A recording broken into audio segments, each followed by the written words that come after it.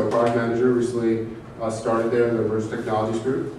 And we have a number of other people here from Cisco, and I guess we have a pretty small group here right now, but we want to make sure that we're trying to answer any questions you may have and try to give you an overview of what Cisco may be able to help offer you, or just even things you can learn from our innovation process internally. So I guess, is everyone here like owning their own business, looking at starting their business, or what are you guys looking at? My business, we provide remote access support using Citrix and stuff. Oh, really? Create e-commerce sites to sell stuff. Right. Hopefully you guys are talking about your new router. New router, I think the CRS3. Yeah. Right. I mean, we can. I don't know if you. We have anything like specifically planned. We weren't sure how many people were going to be like routing, networking focused, so we try to keep it a little bit more high level than that. But we definitely have a smaller group, so we can probably have some break-offs if that's the case. Some people have any tech focus with their business. You definitely have a lot more technology. Tech. Okay. Great. So we thought we were going to start off with a couple of video clips to sort of see what Cisco is about.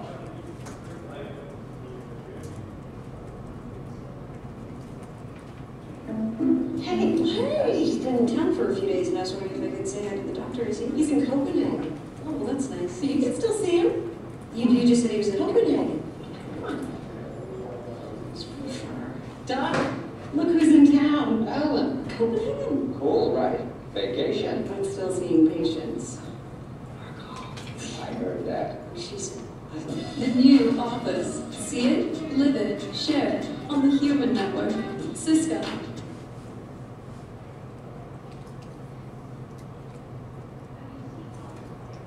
Most people don't think about that.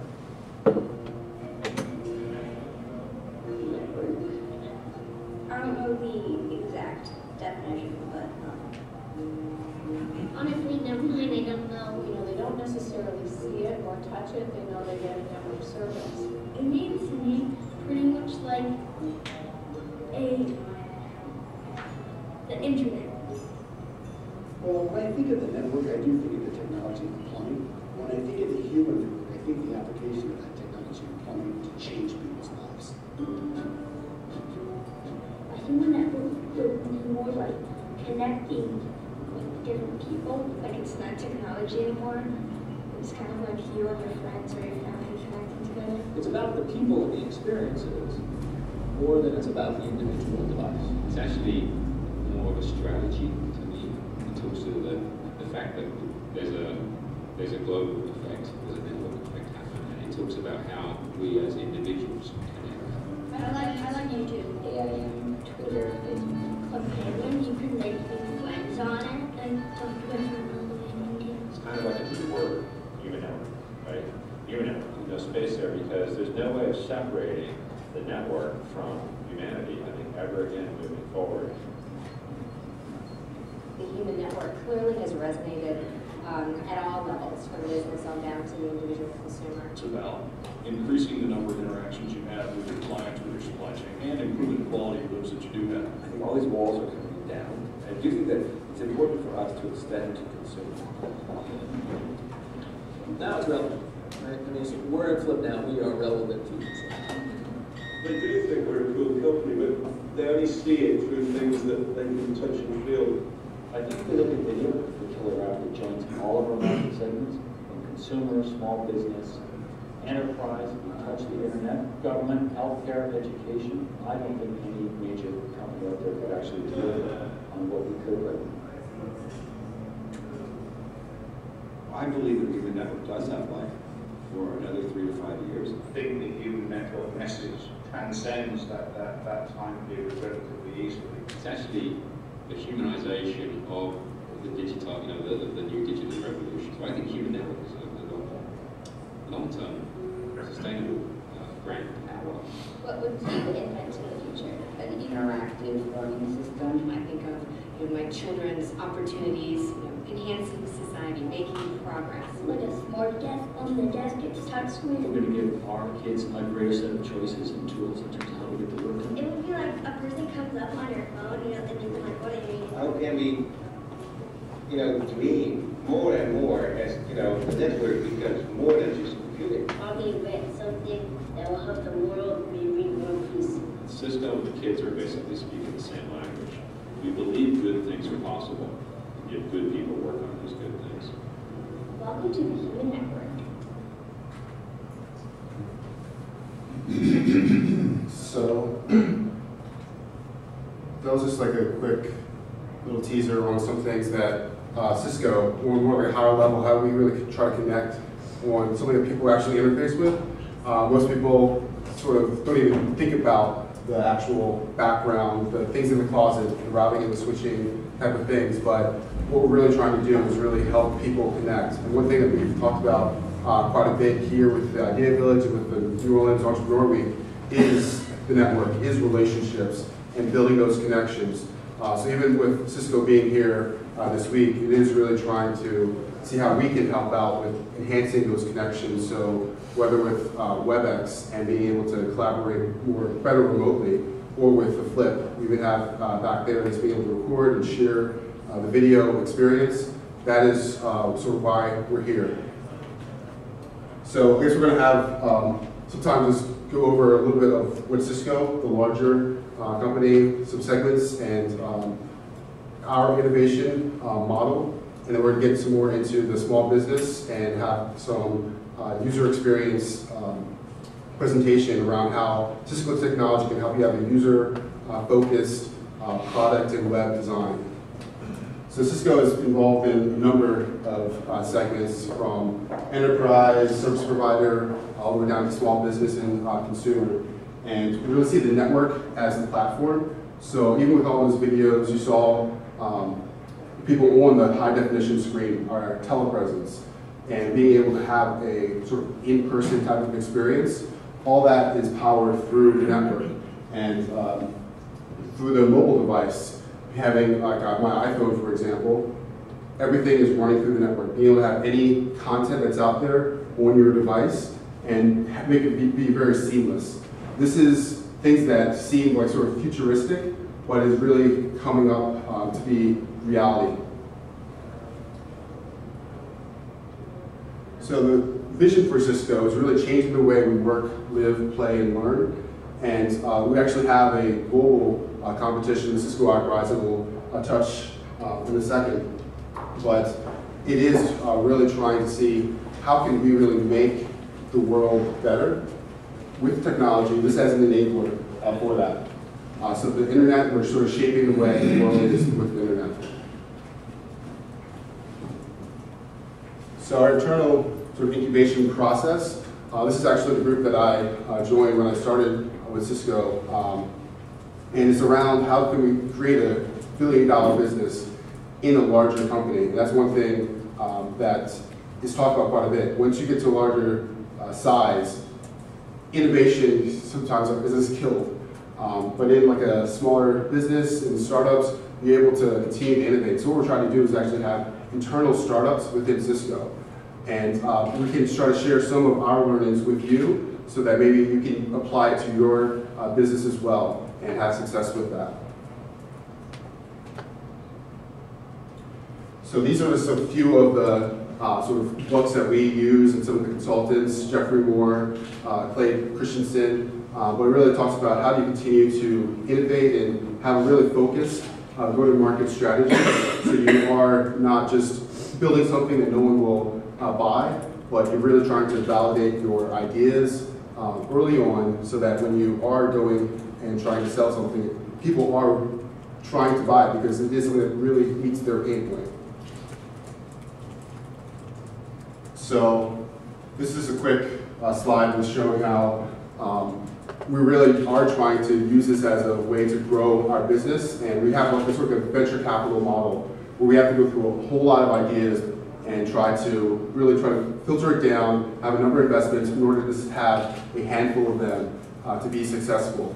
So even as speaking to a number of ideas that you all probably have gone through and thinking about this might be a great idea, that might be a great idea.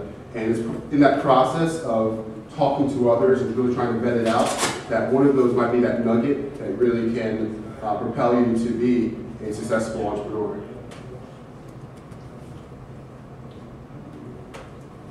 So these are some of the areas that we're looking at: video, collaboration, energy, virtualization, very high level categories. And there's a lot of things that still are left to be done. So if anyone has like more questions about it, we can try to dive a little bit further. But this is just a few things that we are looking at further. When you say energy, you mean oil, gas, green energy? You're talking about the energy industry? The energy industry, and one of the big things that we recently have started to invest a lot in is smart grid.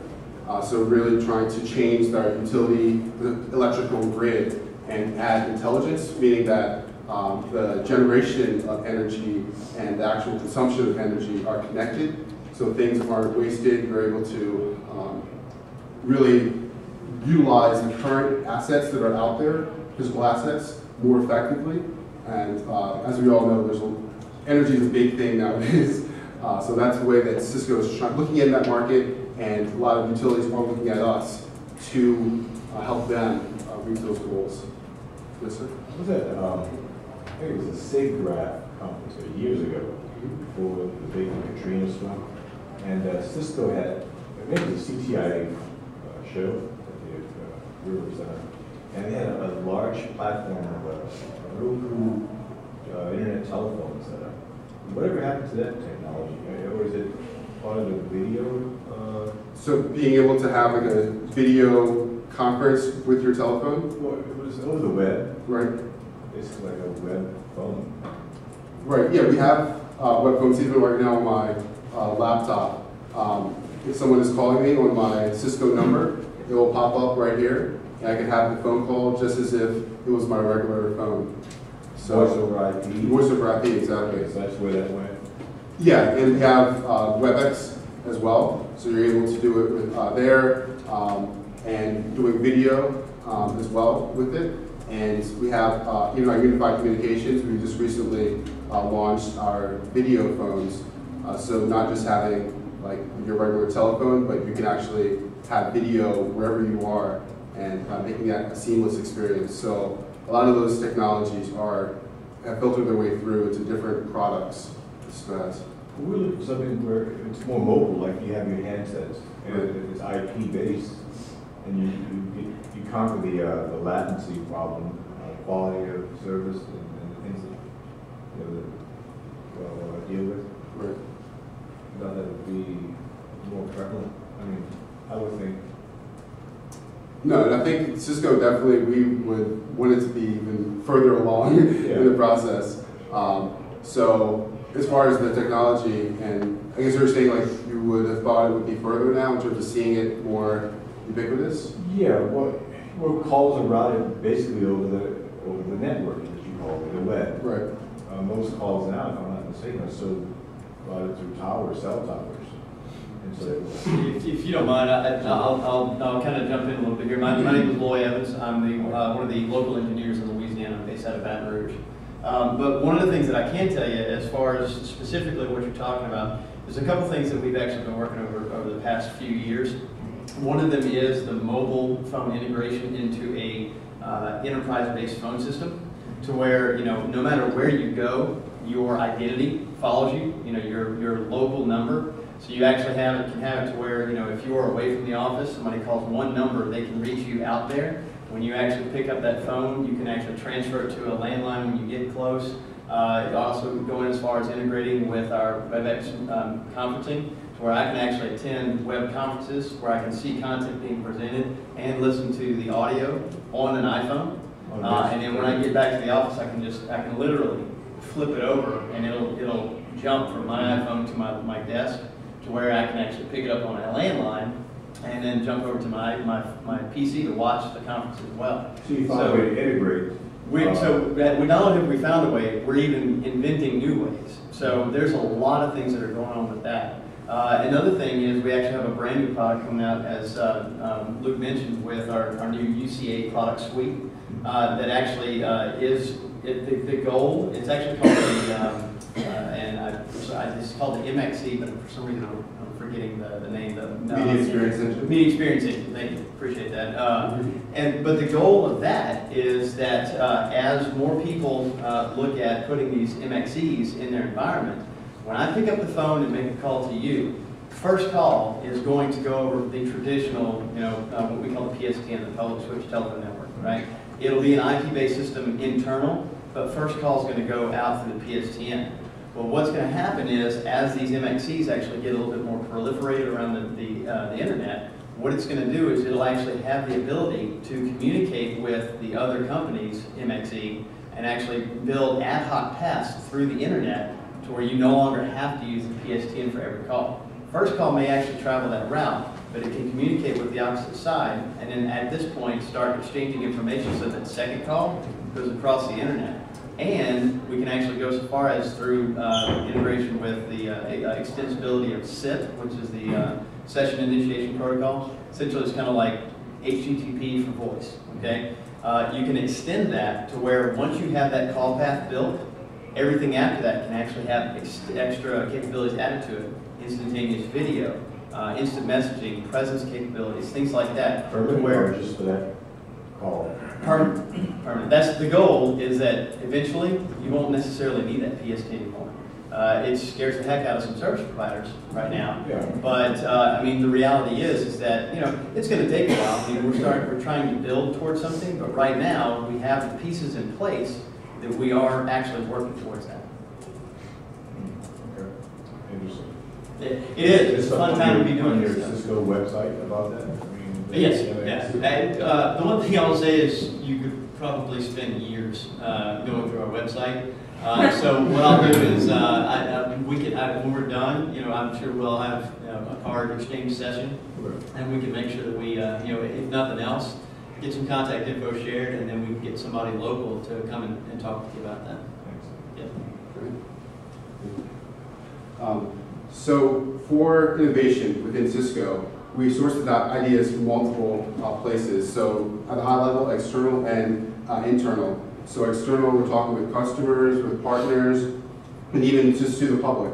So even what I mentioned earlier with the Cisco iPrize, is a global innovation contest where people from around the world are submitting their ideas for something that could really change an industry, change the world. And already we have about 2,000 people are on it, and over 600 ideas submitted this last 6 weeks. And we're running it all the way to June. And you can submit your idea through April time period. And the prize is $250,000 in licensing your idea to Cisco, non-exclusive. People can still pursue their idea elsewhere. But actually the smart grid idea that we talked about before actually was the winner for our first iPrize competition. So this is something that we really are focused on and trying to have innovation, and the whole world can be a part of that. Will there be just one winner? Yeah, there'll be one winner, but the benefit in general is participating in iPrize is that there's a whole community of people that are sharing their comments about different ideas. So you might just throw something out there, but then you might connect up with someone in Germany or Australia, and you start to go back and forth, and you might even just form a team and try to put that together. So even though Smart Grid winners last time, they were from Germany and Russia, and it's something where distributed teams, that is the reality that we're facing today, and how do we continue to be productive when people who have expertise are all over the world, and bring them together, we really can have some amazing things happen. Let me just ask a question. Sure. On the smart grid, then what happened was y'all paid them the $250, and then did y'all do the development work, or did they do the development work? So yeah, they had the opportunity. They actually were PhD students, so they decided to want to stay in school. So they decided not to join the company. But yeah, we started our internal business unit around it, and I funded it from there. But yeah, they ended up getting the money, and that's what they wanted. Right, but they don't have the intellectual property on it. For that, well, I guess with Smart Grid, it's definitely something where you need to have a lot of investment, millions and billions of dollars. So they were there with the concept of it, and from there, I guess with that, we had this sort of separate sort of legal structure set up with that, and this time we're like, we're making sure that the people who are submitting ideas, they're going to keep their IP with it. Yes. And then for internal innovation, we have what we call iZone, where people are able to submit ideas internally and then to be able to, it's the same way, to collaborate around it. And actually the group that I joined, the product I'm working on, Cisco Pulse, actually went through that process. An engineer in Italy submitted the idea of how can we use the network to actually figure out who's an expert on a particular topic. And it's really much like a search engine type of concept.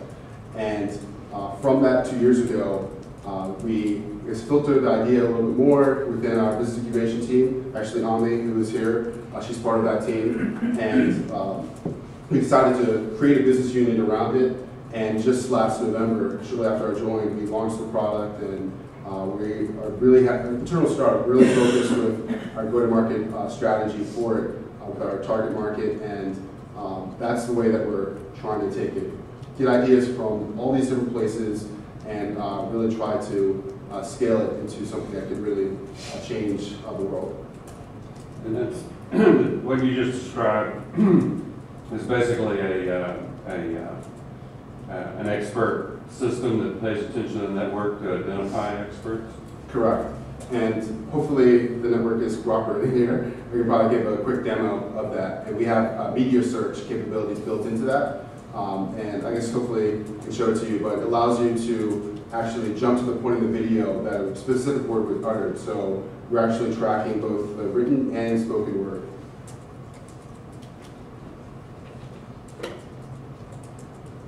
So as I mentioned before, the Cisco iPrize, yeah, we go through a whole process for it, and it is something that we do pay a lot of attention to.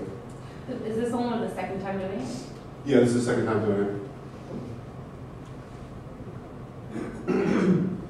So this is just a quick slide. We looking for things that are disrupting businesses. So things may have been done a certain way for so long, even just as Roy was talking about, with voice always going over the fixed towers and all that. But the innovation disruption is being able to do it over the IP network.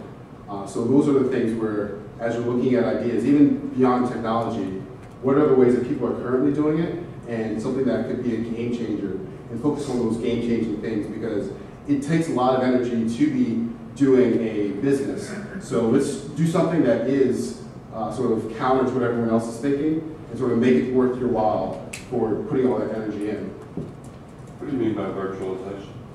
By virtualization, there's like the hardware component, and then there's like the software and all the computation. So it is pretty much separating out those things. So any of the software, the computation doesn't need to understand the hardware that it's running on. So traditionally, everything has been focused on that box, that server, but now everything virtualized, it's much more efficient and powerful. Yeah. So is it transport agnostic? Is that kind of what you Yeah, it's agnostic to the actual hardware platform that it's on.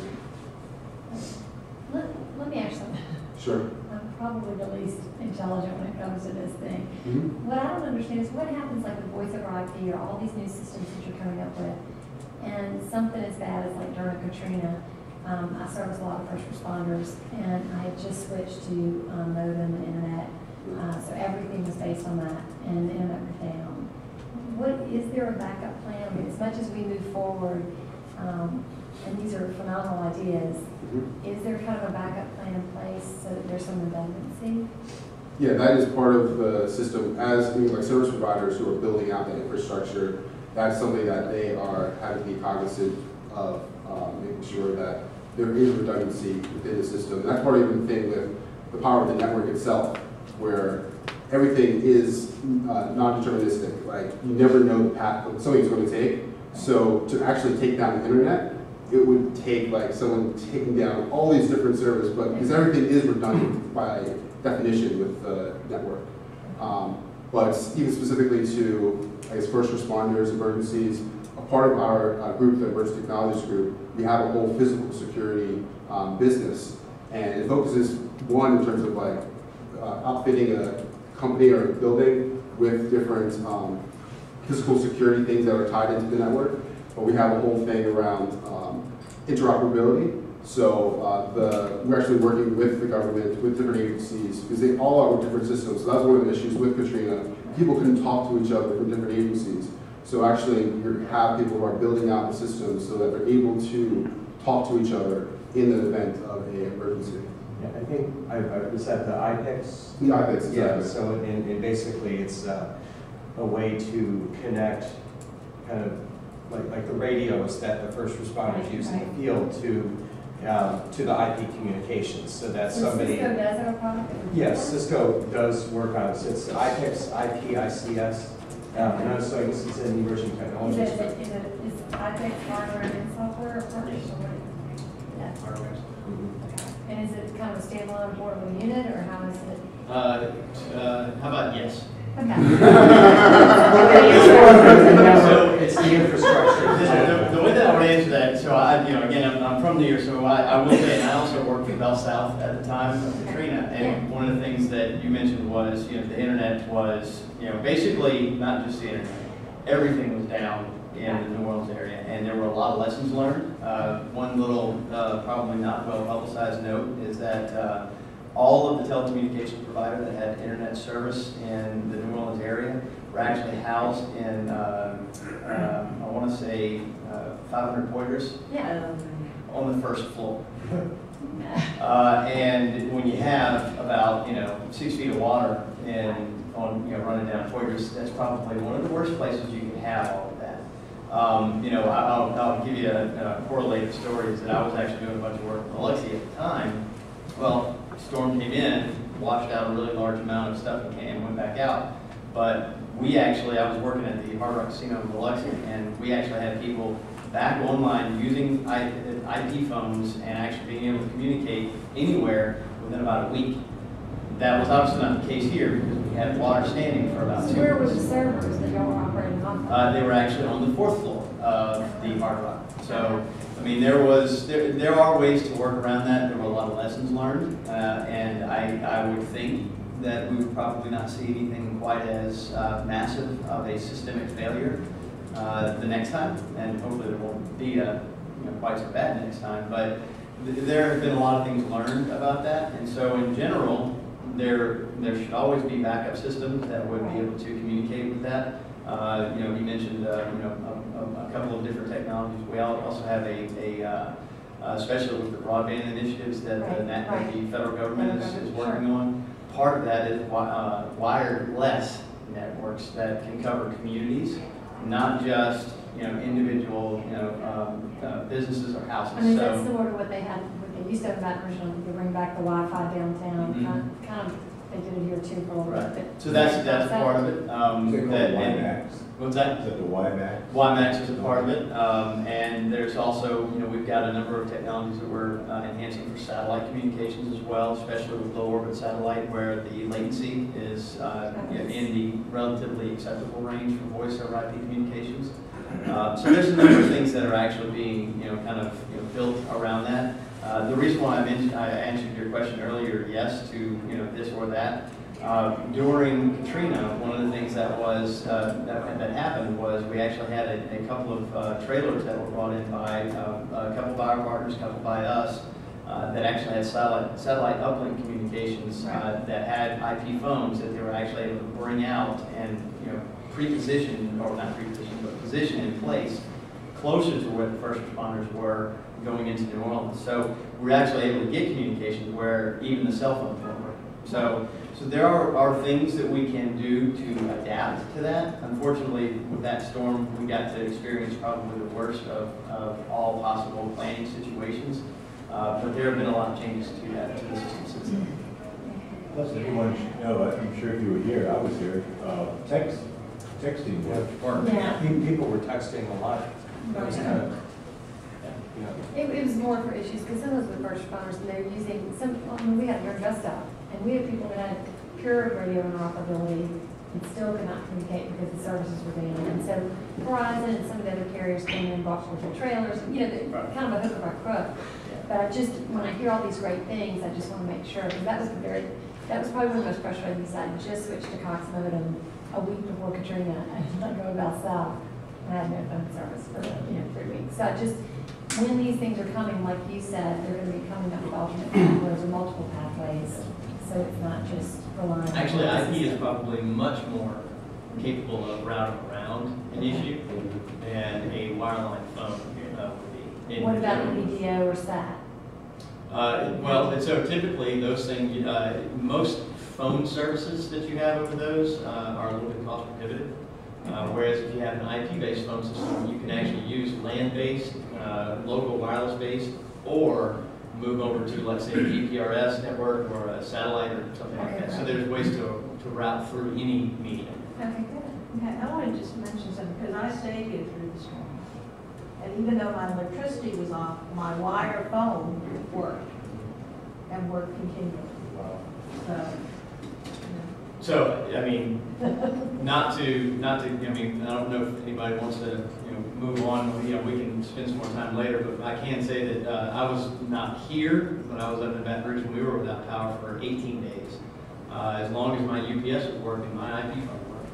Yeah, but what I'm saying is my Bell South wired phone worked. Right. Without electricity. What part of town? Up by the river on.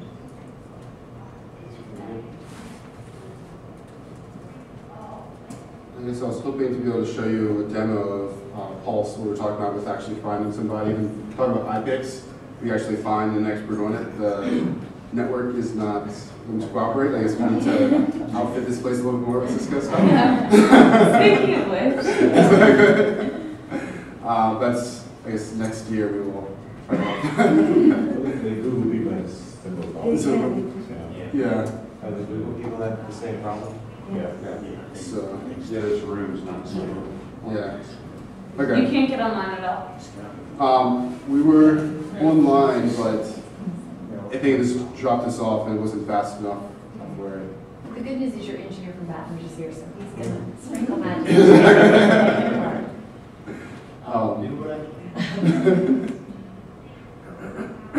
So this is just an example of like some of the criteria that we look at for a good opportunity.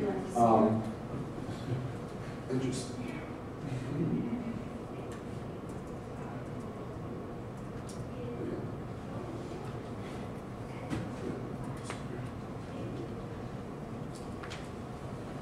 And this is for Cisco's opportunities, but I guess for yourself, trying to make sure you have certain criteria. What are you looking at in an opportunity?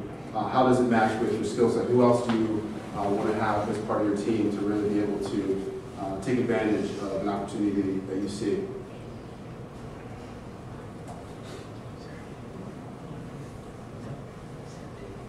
And yeah, this is just, we talked about this before, just in terms of like, we have a set process of finding ideas, filtering it down, and part of it is, once we do see something that is taking off, we try to accelerate it, and then graduate it out. So even telepresence, what we were showing before with the high definition video conferencing, that's something that we were sort of graduating out. That is something that has sort of reached the chasm. There's another point that we'll talk about with that. But there's things that we will decide that we aren't going to sort of continue to invest in more heavily, but something that we'll probably still keep within the business, so that's what we call sort of eliminate.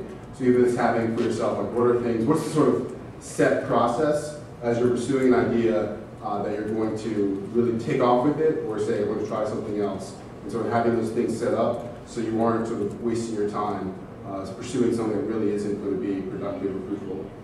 How does telepresence differ from just regular video conferencing, which has been around for a while? I know you mentioned that you port it to a large media for viewing, and I guess the speed, but what's the main difference? Right, so in terms of even when I first experienced it a couple years back, I was there interacting with people in like Seattle. I was in California, and we were working on a regular basis together. So I only got to talk with her over telepresence, and I got to see her there, and it was like life size. And it's at the boardroom type of setup that we had, so it felt like she was right there on the other side of the room. When she was sitting sometimes on the right side, the sound came from that side, so it felt like I wasn't even thinking about the actual technology. So one day when she actually came to the California office and she started talking behind me, I was like, oh, that's Sharon. I looked around, it was exactly like I saw her on the telepresence. So when you say like, nice to meet you, it really wasn't like meet you, it was like good to see you physically. So that's the way this sort of plays with your mind. Even Lauren, she was in California. Yeah. It does kind of freaky that way. It's freaky. I'm just curious what you mean by Enterprise Web 2.0 and converged buildings. Yeah, so the Enterprise 2.0, that's the one, that product I'm talking about with Pulse, and being able to use sort of social networking technology and to be able to find people, find videos, and sort of enhance that whole experience, so it's more personalized for you. With the converged buildings, that is making any type of like corporate building or like energy efficient, so whether it is the HVAC system or other things within the building, tying that back into the network so someone is able to track energy usage of the building. Because I guess one of the first things is you have to measure something in order to be able to make decisions and make better use of the energy. So that's just like a quick description of that.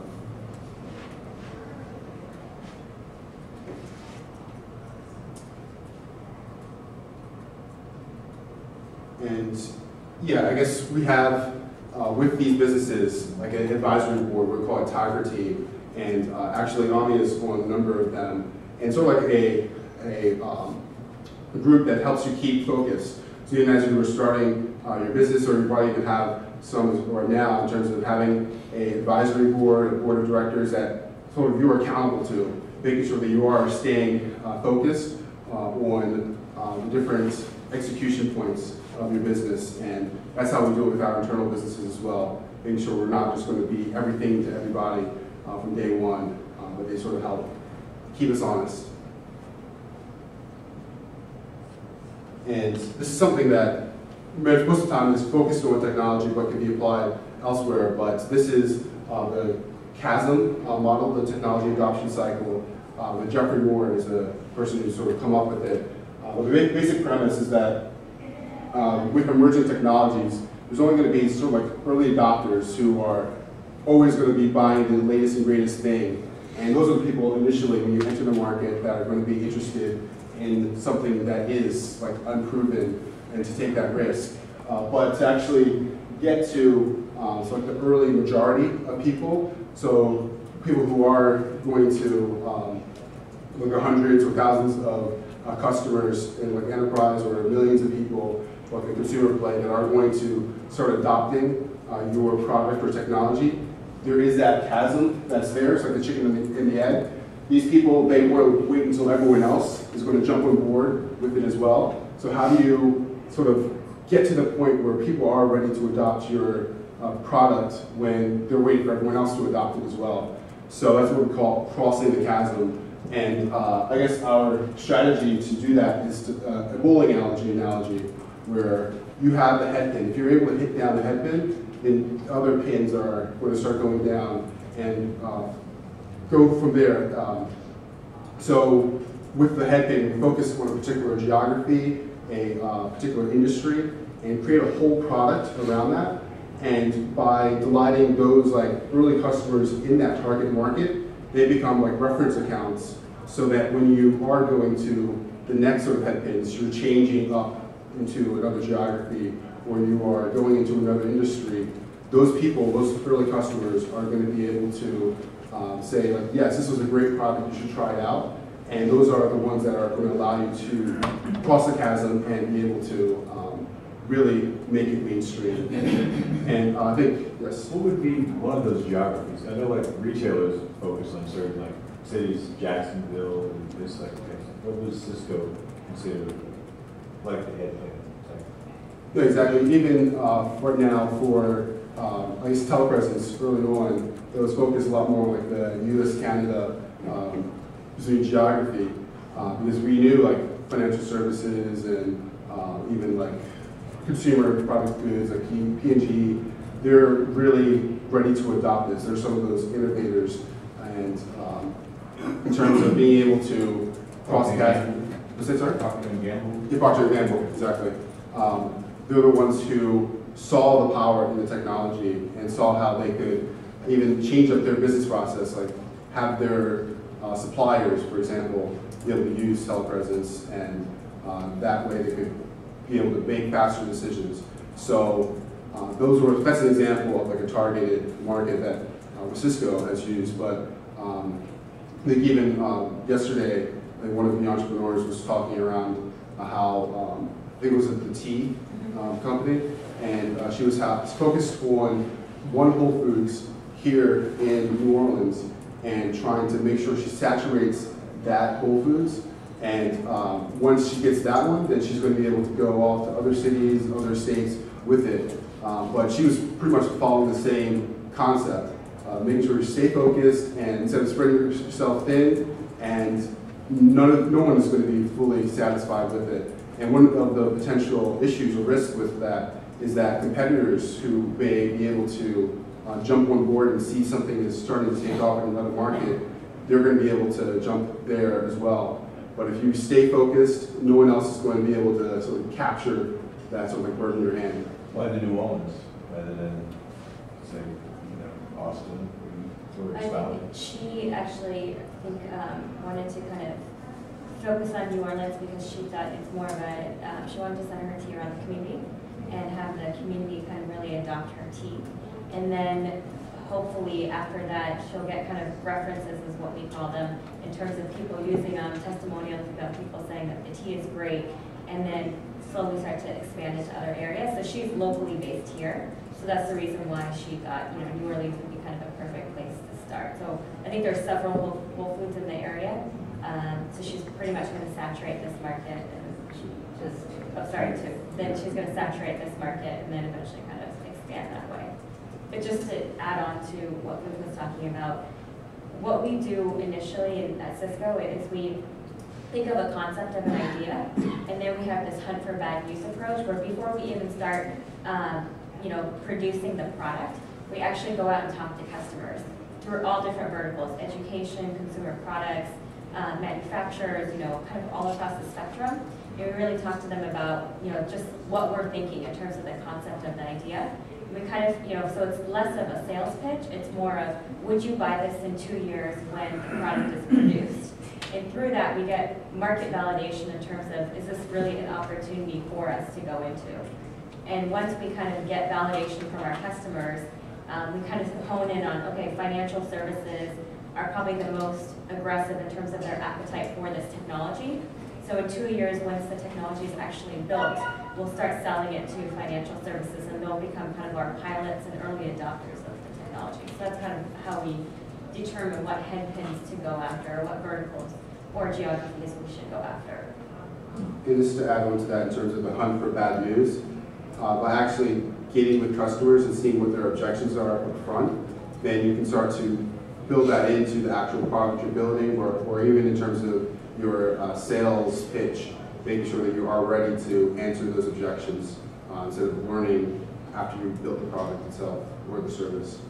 What do you see as the headwind for the Pulse? We focused on high-tech sales and professional services here in North America, and that's partly because of the opportunity costs associated with salespeople like Lloyd, for example, who they want to have more customer-facing time, but if they're having to go out and find the person who's an expert on something, or find a particular document or video that can help them get the work done. We found like 8 to 10 hours per week, sales people are trying to find the right people or content to help them get their work done.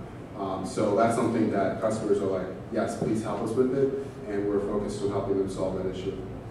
So we really look at kind of the customer pain point. So as you kind of think about your businesses, think about your target market and what's really their pain point, and how your solution is going to help address that pain point. So for the Pulse technology, for example, the real pain point, when talking to customers, was the sales organization wants to really go out there and sell products, but they're spending so much time trying to find the right experts for their, to write up a specific proposal, for example.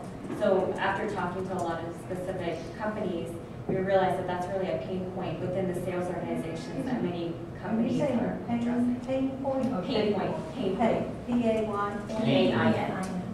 That's what I thought you said. Yeah. So So, you know, really try to find, you know, your target market, whoever it is, really try to think about what is their pain point and how your solution is trying to address that pain point.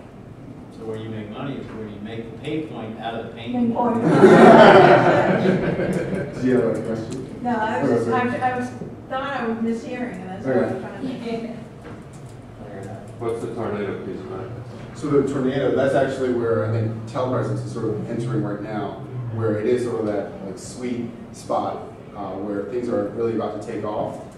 So that's what we sort of call the tornado, where you're entering into a sort of nice, vicious cycle of the technology taking off and people really starting to see it as something that is mainstream. I have a question about telepresence, digital media systems, physical security. What are you talking about in that right here? Actually, Darren, he can give a quick demo if things are going to work. So with digital media systems, he's actually part of that team, and he can show us some of the technology with that. But even some of the early things that were developed was around like digital signage, and I think there's an example out here in the IP building. But having all these different, I guess, HD screens that you have around, being able to repurpose it. So whether in the airport, we have all the flights that are there, being able to show a TV channel, but having multiple things on the screen, a ticker, and all that, all those things can be controlled centrally using the network.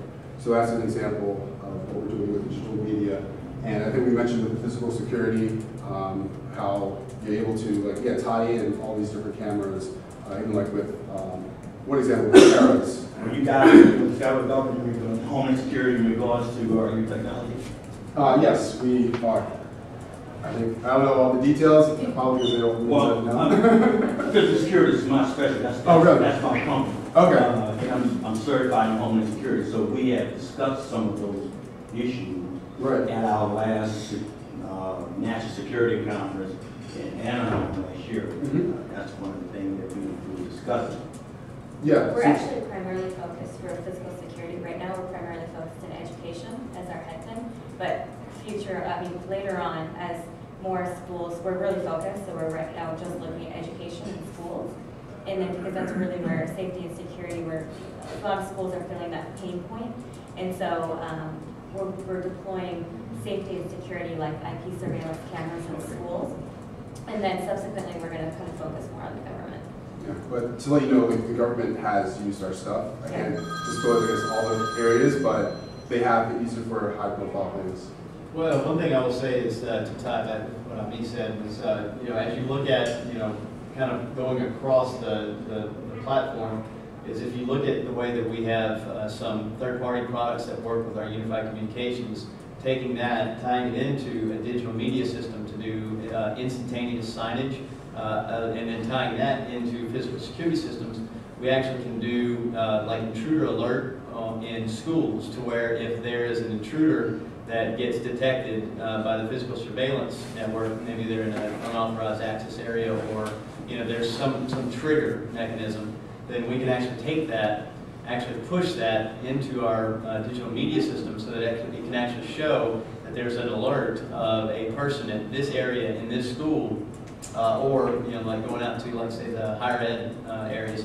There's a person with a gun on campus, and it can actually push that out to a large number of digital signs, as well as alert on phones. We can actually send out text messages to cell phones, so we can actually tie all of those things in with the suite of products that we have. Like the Amber Alert. Yeah, absolutely. Now we don't necessarily go to that scale. We actually really kind of tend to put it in the control of one entity, let's say a school like an LSU or a UNO or something like that. The Amber Alert is going to be a little bit more of a public safety system that's actually run by like a police office or something like that.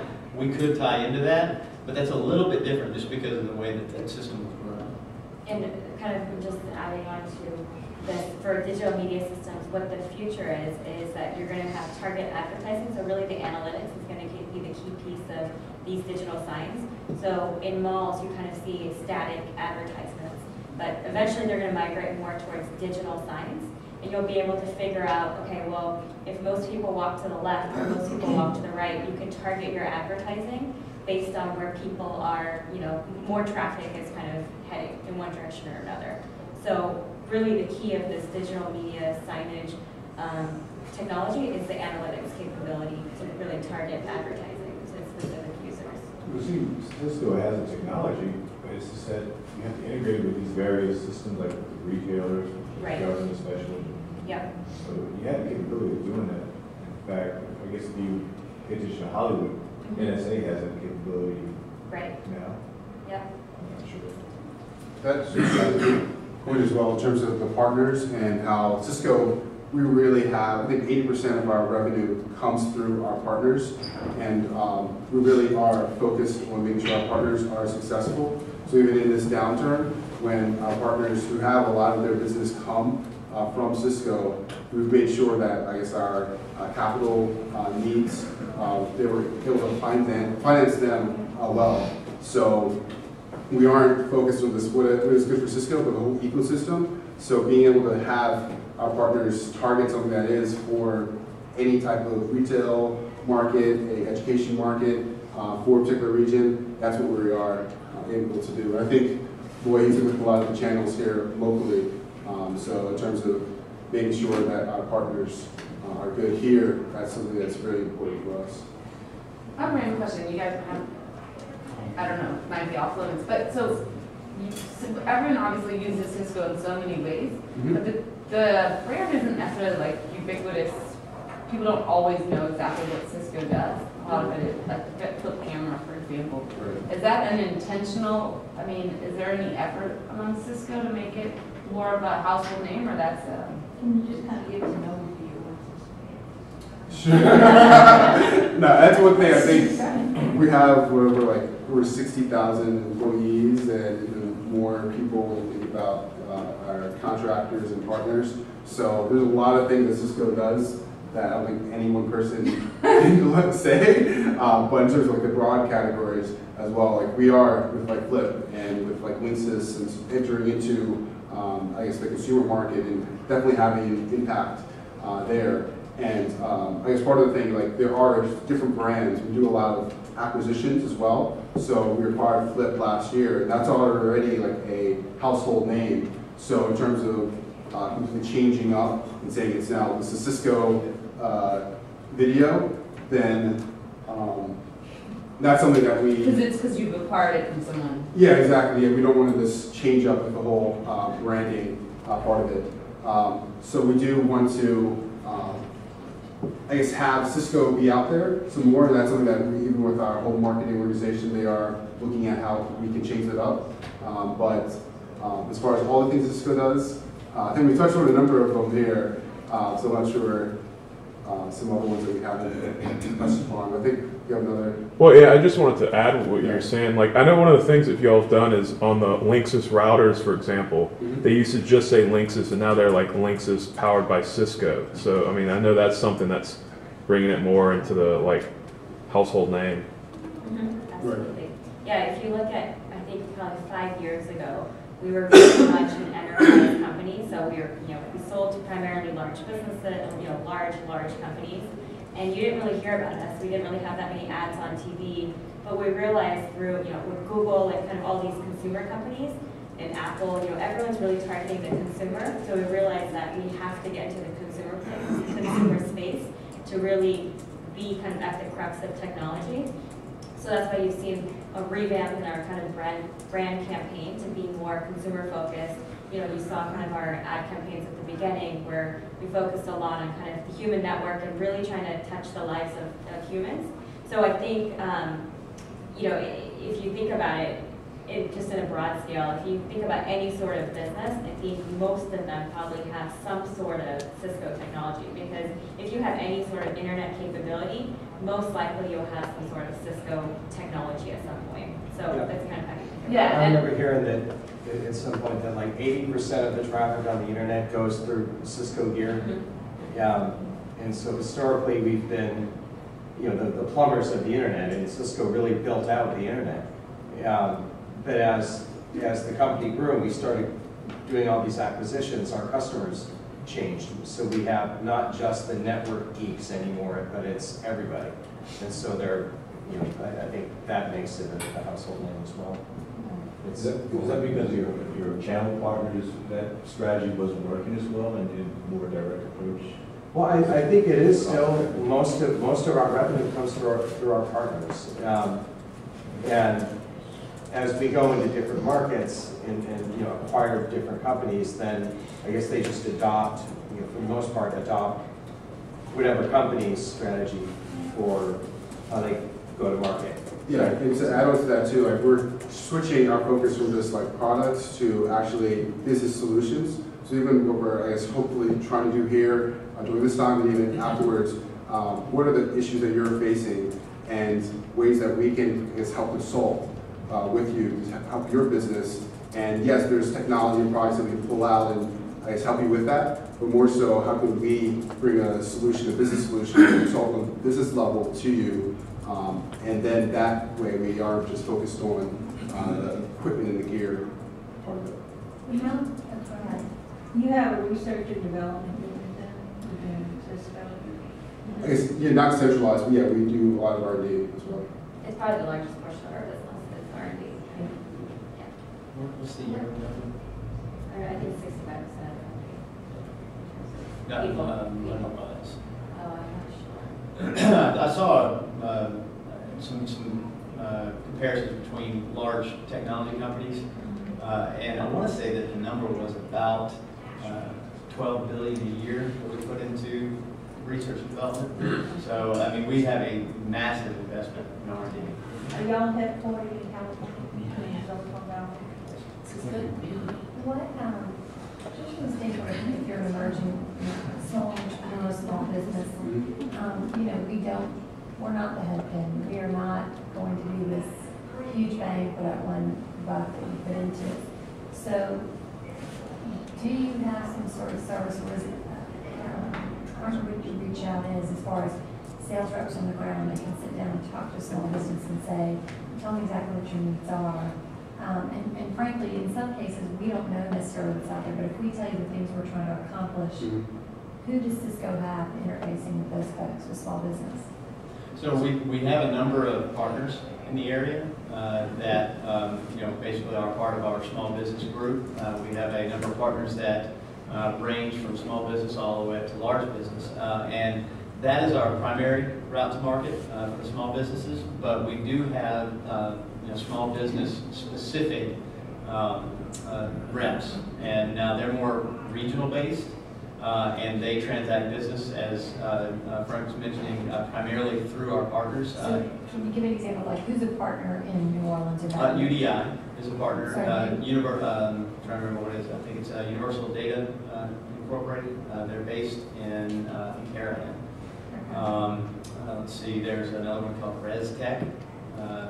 That's a local partner in New Orleans. We've got one called Transact that's in Homa. So we have a number of partners that are, that work with us a lot, especially in the small business Your arena. regional reps work with those partners? Yes, absolutely. So what would happen is if you went on the internet to the Cisco site and you say, I'm a small business in New Orleans, then y'all would refer them back to one of your partners. So to be honest with you, I'm not sure what the referral portion would be, but I know that there are ways that you can get, hey, this is what I'm looking for, and you can submit it, and it'll get routed to. Now, also, I'll hand out some cards. If you guys need any help trying to get in touch with somebody, just There's a partner locator tool on Cisco.com where you can plug in your zip code and the type of if you know some of the technologies, then you can refer people. We have some slides on small business specifically. I think Darren's going to show a quick demo of some of our emerging digital media stuff. But yeah, we can jump a lot more into the small business right after this. So, hi everyone, my name is Darren Wong. I work for Digital Media Systems. It's one of the technology groups that we saw on the slide. So I work in the emerging markets. And I have more of a narrow presentation. So my first presentation was about what Cisco does and kind of the hit pin and all of those types of things. I work specifically for this business unit, Digital Media Systems, that does products such as digital signage, product called Cast, which is watching television through the enterprise level, and also a video portal, which is called Show and Share. And the product that I work on is actually specifically Show and Share, so that's the product that I was going to share here, literally. And we'll see how the network connection does, but I have some screenshots just in case it doesn't go too well. So this is actually what the product looks like. And my position actually in digital media systems is a user experience designer. And so it's a little bit different. Cisco's known for a lot of engineering. And because our products are becoming a little more consumer friendly, you'll see a lot of the interfaces touched by people versus, you know, what is, you guys ask me, what does Cisco do? You know, these little hardware pieces that I don't see that are behind the walls and so forth. Now we're trying to get more end user facing products. So you'll see the flip camera, the little video camera that's going on here. And now the next big thing is video. So that's where the transition comes to the video portal. So one of the things I wanted to share was kind of the process of making this. And it may or may not be relevant, but I think it's important to know that Cisco is really focusing on the end user now. So when you have a product, it's not just plugging a couple cables in and making it work. Now it's about how is the customer going to experience that on the other side, especially when sharing things such as video. So part of this process, which Frank will also describe for another product that he has, is called research. So within that research process we have what's called contextual inquiry, where we'll go to businesses and kind of watch how we work, observe them, watch customers use particular products, and then based on what we find a need, we'll try to think of features and solutions for that. And so one of those things was using video, and using video for a way of collaborating with people. And so this is sort of a board that has a whole bunch of Post-it notes. And what happened is we went on site to many different companies and watched how they worked and how they lived and played. And then we also went to have a lot of WebEx sessions and a lot of remote sessions, had some telepresence sessions, and did a lot of researching and interviewing to see what people wanted. Based off of this, we came with a few storyboards. And so it's a 39-page document. We won't go over the whole thing. But what I thought would be relevant for you is to talk about team collaboration, remote content sharing, and also content access. So what these storyboards do is sort of provide a concept of what we thought we gained from the research, and we go back and vet out with consumers. You can see, is this really something that people would want? And so the storyboard here is talking about Jill, who is a marketing person for a Fortune 500 company, and she has remote teams. So I think this is pretty common, even here in the US. So I'm from San Jose. I might be having a conference with you guys, and maybe we have someone in New York or somewhere else. So in this scenario here, with this marketing campaign, she wants to communicate to all those different people that are in different locations and different time zones and all of those types of things. And she would record a video, and within this video she'll have a conference. And while she's doing this, she's making comments, she's making chapter marks, which I'll explain more later, and pretty much parsing through this meeting so the people can find relevant information where they want it, but also with usage of video. And so actually I want to backtrack a little bit. Probably you're asking, well, why video, right? So one of the things we learned from our research is, right now we communicate through email, maybe text messaging or the phone. And while they're all really great, email can be very impersonal. I'm sure you've read like a couple of emails. Sometimes you go, I don't really know the tone of someone's voice. You know, are they happy, are they sad, are they really enthusiastic, those types of things. It's very impersonal. Yet it's very appropriate at times because you can send things when you need to and people can read it on their own time, especially when we're all very busy in our lives. The other way is the phone call. Phone call is nice because you can hear the tone and the voice, but it would be nicer to even see that face. So video has that benefit of having the voice, the timely manner, and also seeing the human expression, which is very important. One of the negative things about video, though, is that video you usually have to watch from start to finish. And it's kind of boring. So, if someone was watching this right here, which we're actually recording, it's an hour, you may only be interested in a specific part. I mean, that would be fair to say, right? You're most likely not going to go and watch 0 through 60 minutes when you want to hear about the infrastructure and how we're going to do IPIC solutions for, post-Katrina type things. So, based on this, we have worked out different use cases of how you can watch video and watch it in a more granular way and parse through and find just the pieces that you want. And so this storyboard here is actually showing how someone would upload a video, add chapter marks and details which are on the right side.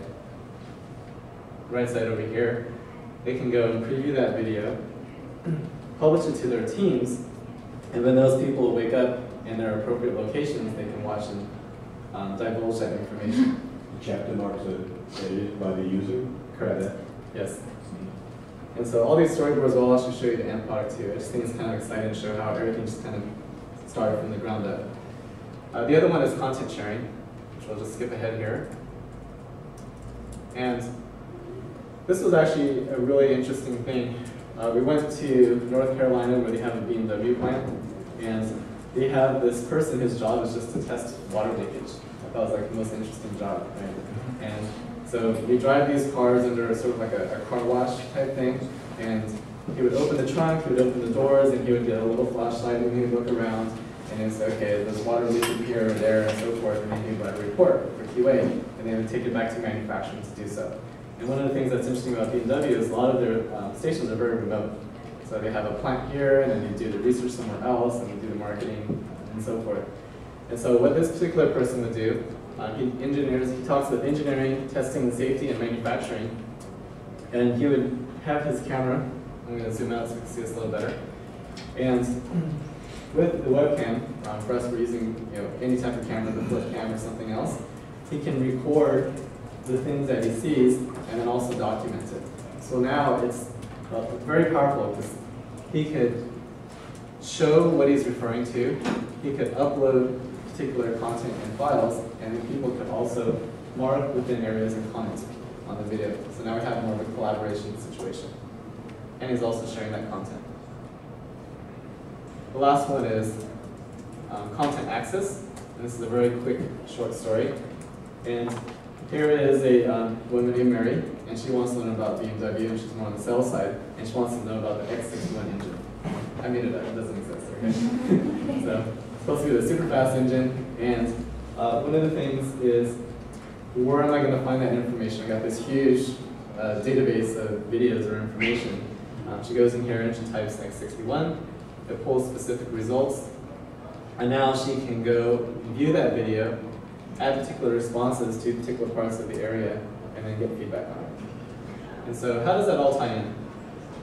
Where that ties in is, this is actually the work that I've done, which is create wireframes. So first we went the contextual inquiry research that I've talked about. Then we went and did these storyboards and says, okay, is this something that you actually want? And says, oh yeah, this is pretty cool, I could probably use that. And then we started working on these designs of how this software would interact. And then based on this, we created visual designs.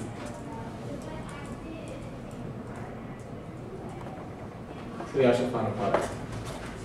So we'll see how the internet connection works, but the idea here is there are many ways that people will search for information. One is through a typical category type area where you can go and click on particular categories. This could be marketing, sales, engineering, whatever you want to make it. It's something controlled by an administrator. And you see it kind of changes the information as we're going. We have featured videos, things that you may want to highlight or you want to watch, have people see. We have tags, which are other ways to search for videos. And then, of course, showing things by highest rated, most viewed, most recent, discussed, and so forth. And then we also have our search area. And the reason why we give these 4 areas is, I spoke to this guy in HSBC in London. I think one of the most interesting things that he said was, I think video is going to be very pervasive. It's going to be the way of the future and a really compelling way of communicating. But when you get all these videos, how do you find them, right? I can have tens and thousands of videos, but I'm looking through like a little view of a keyhole. And so based on that analogy, we try to devise different ways for people to find it. So between these 4 different ways, there's different methodology that people like to do. Some people just like to go type in the search box and find video. Some people might have more of an organizational way and go through categories.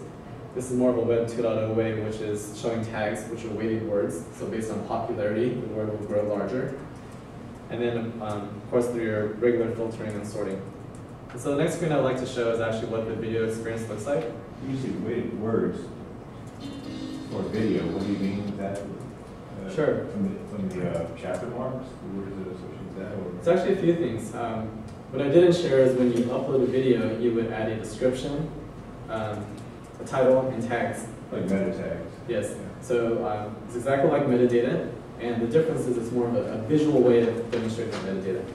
Luke? And even with Pulse, we were talking about before, with all those tags, hopefully now with the internet we'll be able to show you, but we're able to auto tag content and be able to associate it with the video. So even what Darren is showing here, being able to have those tags be auto-generated, not just have someone manually tag them.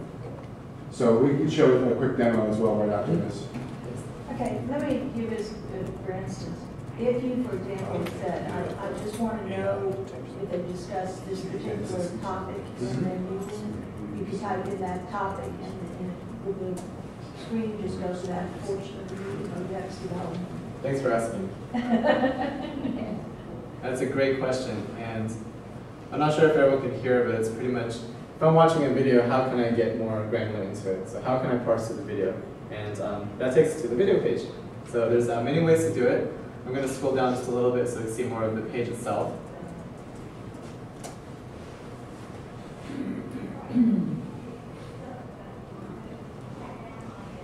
Okay, it's a little embarrassing. Imagine there's a video playing, okay, and by default we have information on what that video is about. We have chapters that the user can do and input themselves.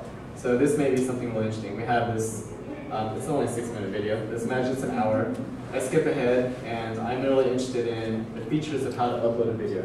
So I would click on that, and Is it almost kind of like when you have a DVD and you have a movie and you've had to stop the movie and you don't have to start from the beginning, so it shows you kind of thumbnails and exactly. links and you pick which. Yes, so it's a great analogy. So you have your DVD and you see your chapters on the screen. In addition to the chapters, I have a little more descriptive information. Okay, I'm really interested in this. I would click on it because it's synchronized to the video timeline, and in theory, it would take us to that particular part of the video. Another way is through slides. In business, a lot of us share through PowerPoint, and so you can also upload a slide deck. And I can still show you the slides, it's just not unfortunate because of the connection. I can't parse through the video. But you can see visually here, now I have a nice way to see, okay, what are some of the benefits of show and share, the usage of that, some of the features. Okay, I'm interested in this. Let me see it. Oh, great, he's back. Okay, so.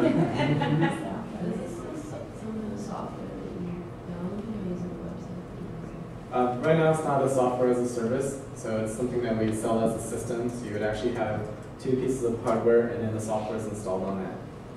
But how do you share it with people? Is it only people within the company that are using that? That's a good question. So right now, they're selling through author license, and to get more on the sales, things like probably connect to someone more appropriate. But we sell through licenses, so the amount of users you would have more, say, in a company, then we would sell for that quantity. And they would just have software on the other end. Yes. They could run off their laptop or. It's actually web-based. So imagine you have in your company 2 servers, and on those servers, this software is loaded onto it. So it's very seamless to your employees. They would access this portal, which could be very possibly your intranet, and then they can watch company videos. And in this example, it's something that is a data sheet for this product. But it's not meant to share requirements. It's also meant for external users as well. So one of the things we can cover is there's also administrative rights. So we can set some things to be public and some things to be internal. And that's actually how a lot of our customers are using it right now. Some people actually have their marketing videos, and they show all of the things about the company and the marketing videos that are there to promote. But then the featured video area, we'll just go back to that one page real quick.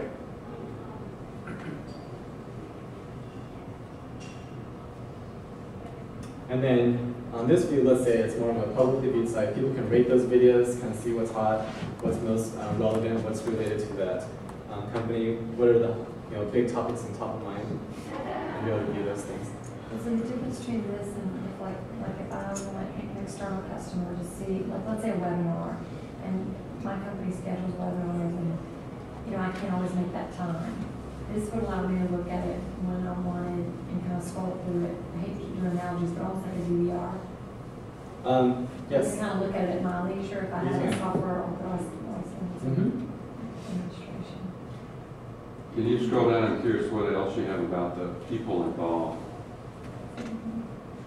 So down here, this is a general commentary area where I can sit and can leave a general comment about the video itself. We have some related videos if that particular user were to upload other content that's related to the one that you're viewing. I have information about the author himself. This is actually Tim Cuddy, our product manager for Show and Share. I can subscribe to his videos through RSS feeds. You can contact him through email and see more videos that he's uploaded. One of the things that we're trying to do is also promote collaboration. So besides, if I was the author of uploading this video, I could add the tags and the metadata. But then other people could also, I'm not going to actually submit it, but they could put their own tags as well. And so it gives the content the ability to evolve to how people see it, which is really something, a different paradigm. Another thing that we have is rating of that video. And the one thing I'm most excited about is, aside from being able to leave a general comment about the video, to be able to leave a comment on the actual timeline. So in this particular area, let's say he's talking about something really specific that you want to focus on. I could be on the timeline here. I'm going to click on the mouse, and it's going to say add a timeline comment. In this particular area, I can point out what I'm talking about or what I want to point out and mark that on the timeline itself for other people to see. If I go down to timeline comments, let's see how this works. When I mouse over, it says there's one comment here, one here, and you can see this one has 5. I'm going to click on this, and now you can see over here, there's threading. Great point, useful info, more info required, please update. I guess it's different opinions, but. And let me just ask this, since he's all anonymous. Sure. People here. For the person who's made the video, is there any way they can have a contact point for the people who made the comments?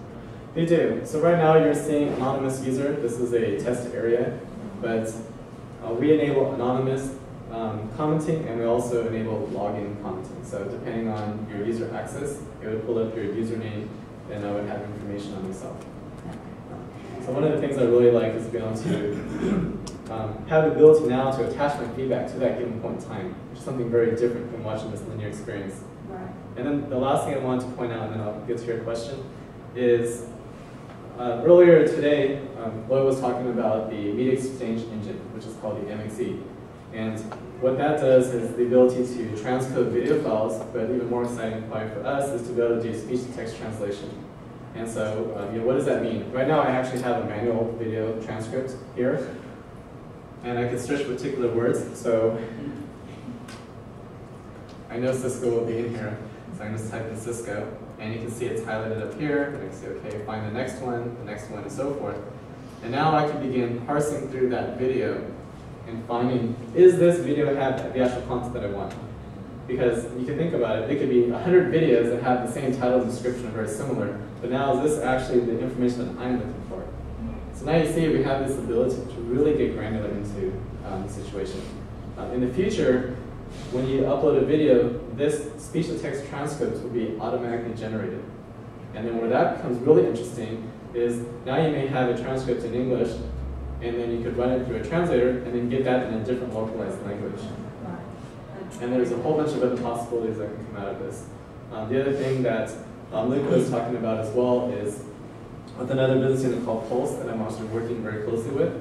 When the video is uploaded, they can take the voice, identify specific words that were said or metadata, and show those tags in here. And let's say Show and Share was said, I can click on it, and then it'll take me to that particular point of that video that that word was spoken.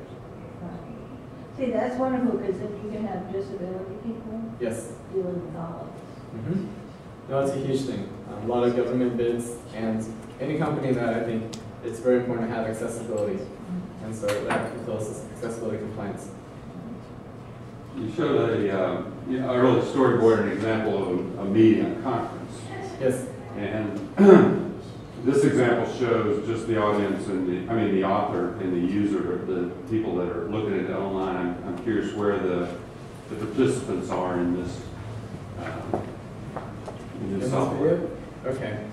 So, you know what I mean? There's more than just the author in the example. Let me go back to the storyboard just to make sure I understand you correctly. The first one we showed was the remote workers for the marketing campaign. Exactly. Was it this one? Right. Okay. The bottom left screen is demonstrating someone that was doing a live recording. And so this is the team members that Jill was showing in, say, the San Jose office.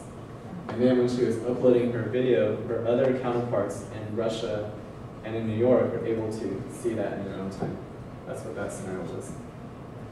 So like they do a scan of the whole table. Yes. And then but it's not, they don't, the camera doesn't know each person as they talk. No, it doesn't. You know what? Let's see if we can do that. Oh. Okay. Give it a try.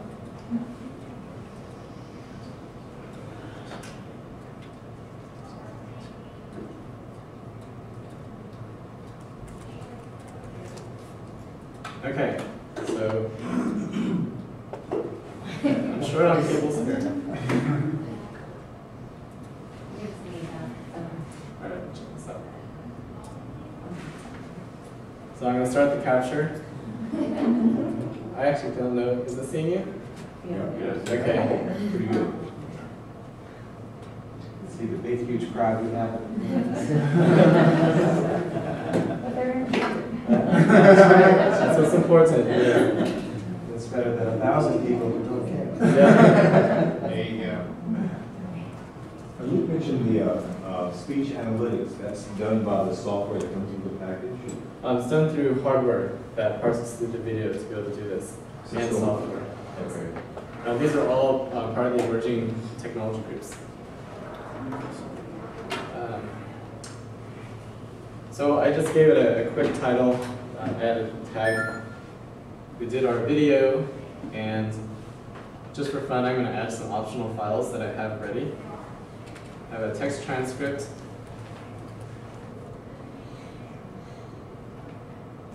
Could add some downloadable files. Actually, I'm not going to. The reason why, it does work, but because of the network connection, if I have a large file, it's going to take longer to show the demonstration. So I'm just going to save this.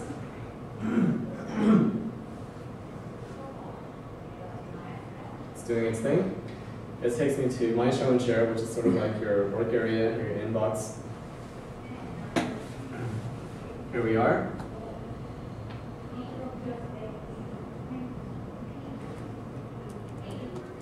And Jared, you could do the same thing if you captured the flip video on your camera cover and just USB port it into your computer too. Exactly. Okay. Yes. So it could take multiple ways to get the video, and I just thought it'd be exciting to see this in real time.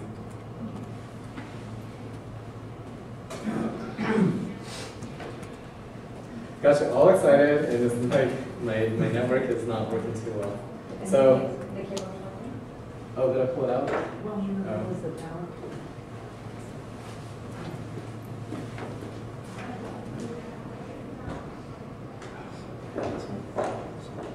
Okay, this is kind of embarrassing. So, they would upload the video, we would actually watch ourselves. I have the ability to open up a video editor. Within there I could add my chapters, I could add slide markers, and then simply prepare the video to publish, and then you'll be able to view it on the other end. Okay, and you said all that takes is you have to have hardware there too to do that, right? Can you say that? So the beauty of the Show and Share product is, as far as the end user using it, it just requires an internet connection. And it works on a Flash player plugin, which is something that's compatible for Firefox, Internet Explorer, and other browsers, and it's something that's widely available. So the box is only needed by who, the administrator? Correct, yes. So the administrator would configure the hardware for it. That runs this for, say, like a website, the software, and then people can access it and collaborate with it. I really wish it worked. Any other questions on this? Okay. What's the pricing we can put on your site? Cost? We could probably connect you with a sales specialist, and then they can work out the pricing. I actually don't work directly with the pricing, I work on the design piece of it. Is that something we'd have to buy through a partner, or can we buy that direct from Cisco? I think it can go either way, but going through a partner as well is probably a great resource. Yeah, so typically in Louisiana, it's all based on customer segments. The only people that typically buy direct from Cisco are really large, yeah. So in Louisiana, Mississippi, which are the areas that I cover, we are about 99.9% transaction through partners. Okay, guess what? We're back in business. So, a little bit of latency. So you can see the video is here. I just quickly added a chapter. I might want to play the video a little bit. Okay, this is latency issues. But, you can see just as a quick overview, I could add some transitions. We could do a couple of fades and wipes, things that are very common. When I click add, you'll see that it shows in this area. I could add some slides if I had some. I could take a thumbnail image. And also add one more chapter for fun.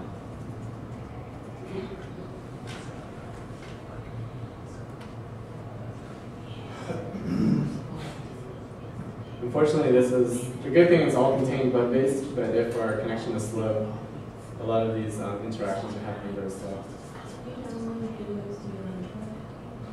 We are looking at a future feature to download the video, and there's a couple of reasons why we don't do it right now.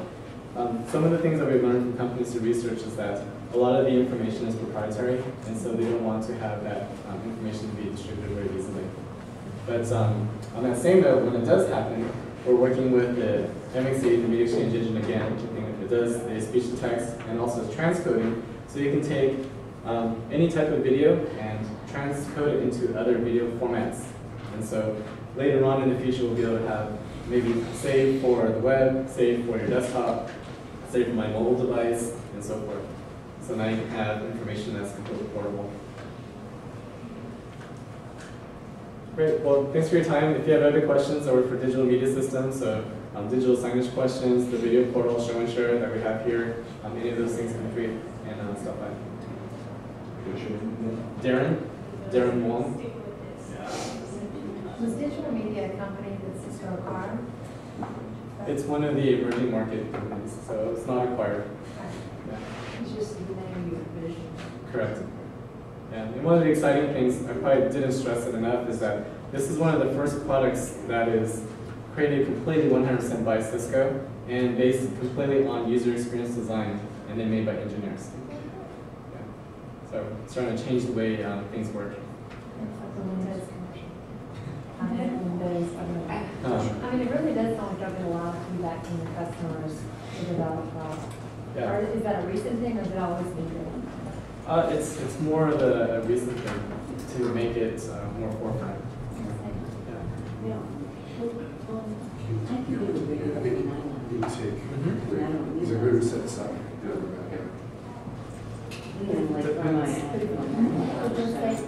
Let's say you were doing an hour video and you were sending out to 5 people, and 2 of those people really didn't even know what the last 30 minutes. Or just very cumbersome. Correct. So I mean, it's a good point. There's tons of other video solutions. I mean, at the most elementary level, we could upload something to YouTube. But it's really about the secure connection, the document sharing, being able to parse through the video, all the other collaboration features that are built into it. When you say like, That'd be pretty interesting. Yeah. Any of you guys, you corporate with Cisco or who's a partner with Cisco here? I work for Cisco. I think all of us here work for Cisco. As far as the partners, I think when we was talking about, there's some people we can connect you up with and connect you with some partners. Well, the reason I ask is I'm a father and I have kids in the local school system. And what the lady mentioned, New Orleans not get a head in. We have a big problem here with introducing and incorporating technology in high schools. Right. Here Gates identified as a big problem nationwide. And even the elementary school levels where we have kids are avid users of technology. And my kids are able to use this early on, but when they in the school environment, it's an uphill battle. And I guess mainly there's several problems. Teachers not being able to adapt it because they're not familiar with technology. That's changing a bit with younger teachers coming in the system. But what is Cisco doing as far as working with the school systems? We're in Virginia, for instance. Actually, Cisco. I went to Tulane and I interned. I was a research intern for Cisco, and they were doing an initiative to They had donated technology to Jefferson Parish schools. The 21st Century Schools Project. Yeah, I researched for that, and we just observed how the teachers were using it. They had like IP phones and interactive whiteboards and other things, and we just observed like how the teachers were using it, how the students were working with it, and like whether or not it was effective. But I don't know what the results were.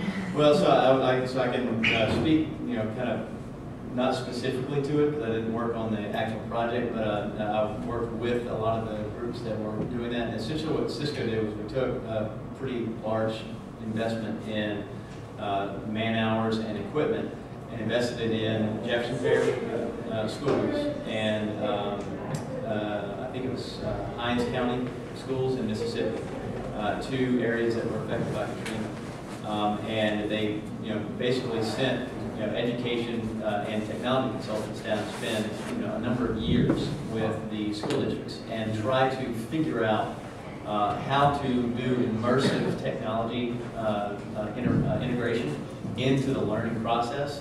And actually, it's really something that is it's still underway. So results-wise, we have had a lot of things spin out of it.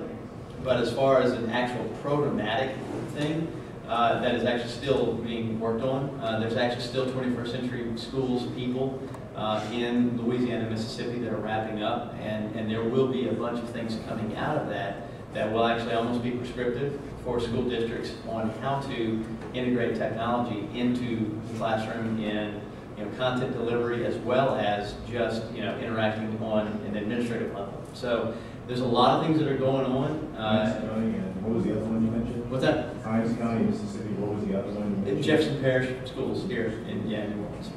So there's a bunch of things that are going on. Unfortunately, I can't really tell you very specifically, where we're at with that because I'm just, it's a completely separate group from the sales organization, which is who I work for. And there's a lot of neat things that are going on, but I can't really tell you, the actual progress.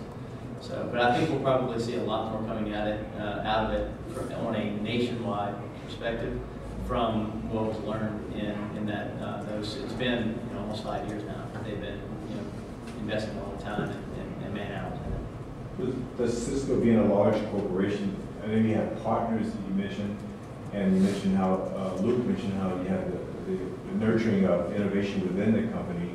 But is there any way to kind of seed the consumer or more entrepreneurial environment, like we were talking about here in this entrepreneurial week, whereby you could encourage small business to adopt your technology and work with them, because that stuff hasn't filtered in to my kids' school, and we're at one of the best public school here in New Orleans. That's Lusher, and my kids are really good. And if I were to use my kids as a case study, they don't have it in school, and they're discouraged from the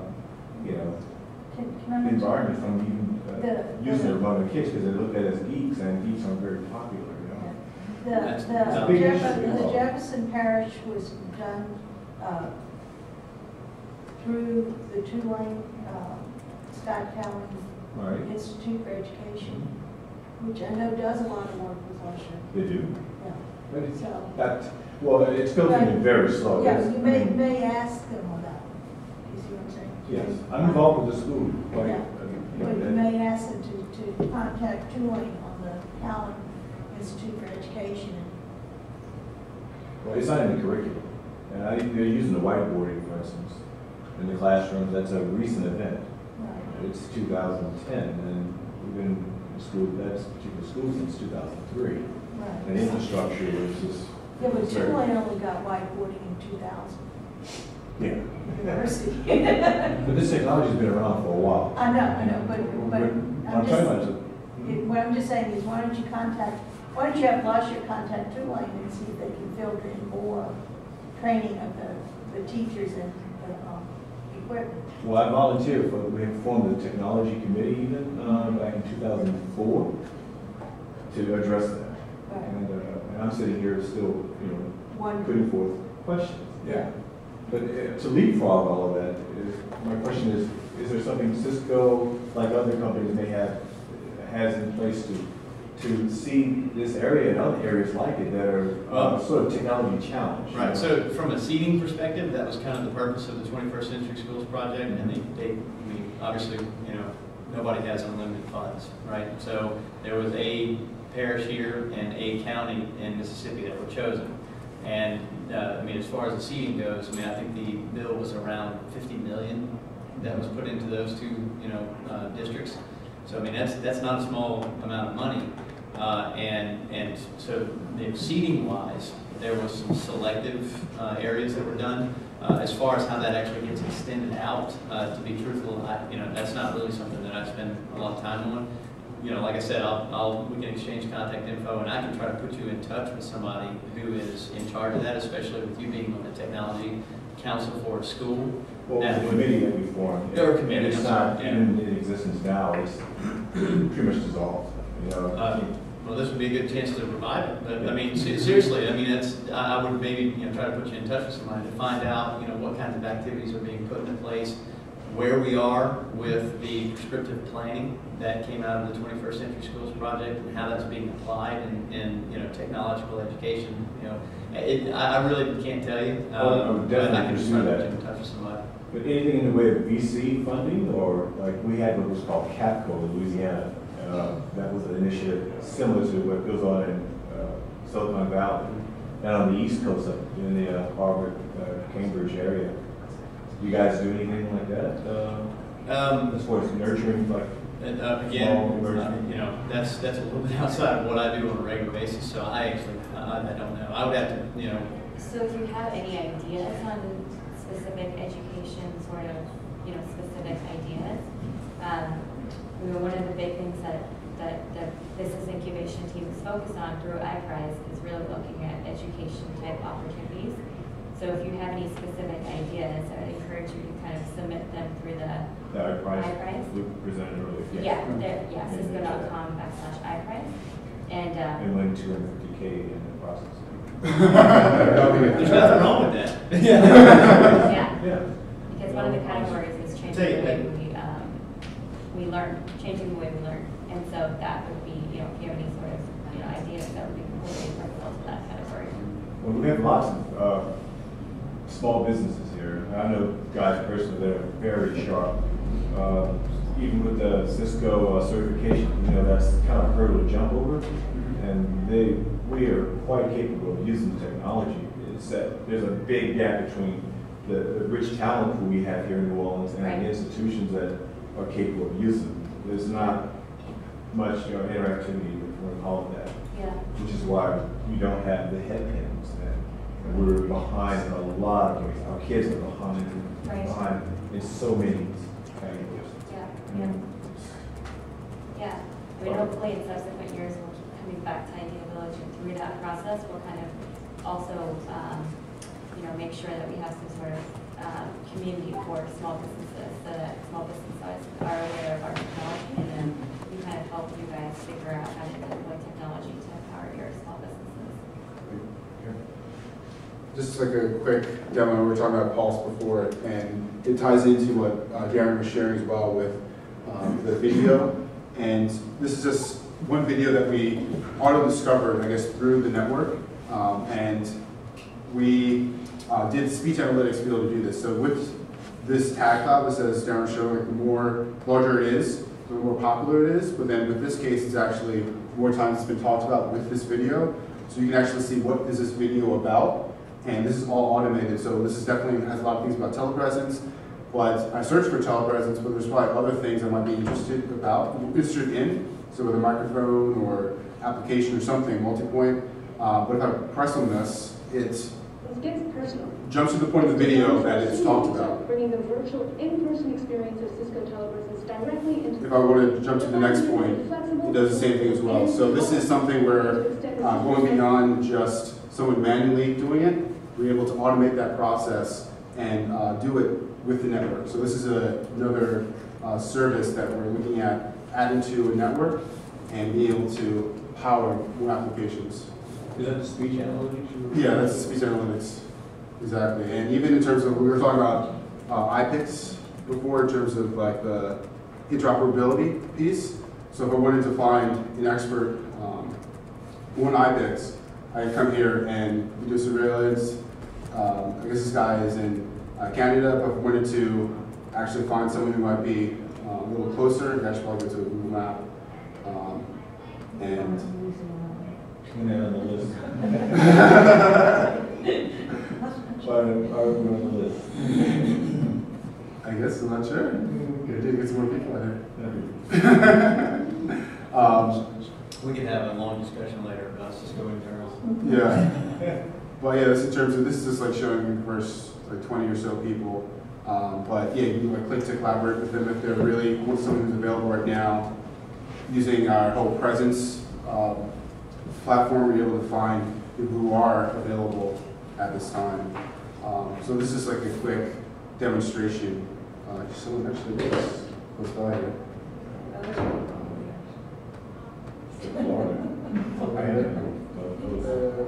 Yeah, it's just, yeah. Yeah, there we go. You know? Okay. He covers this area for the security products. Okay, so exactly. So this is with the power of Cisco technology with Pulse, we're able to find someone who actually is relevant and motivated. Okay, let me just give you some instance. Is the gentleman who has a security company, this gentleman over here, he wanted to be a partner with y'all, so he would pop up on your internet. How would you do that? Oh, in terms of on this system? Right now, this is Cisco internal with some of our salespeople here. But in terms of like the future, we're wanting to tie it in with our partners as well, and have inter-company sort of networks that are able to show this. So right now, I guess we don't have that enabled, but I guess in the future, definitely, I think we want to have our partners on here because, yeah, it's useless for us to just utilize. Yeah. Thanks very much. I appreciate Yeah. it. Well, yeah, that is our vision for it. I actually have heard that that is in the plans. You mentioned the partner locator earlier. That this is actually something that will be an extension of that in the future. That's what I heard. You know? Yeah. So that's just a quick demonstration of that. I know we talked about small business.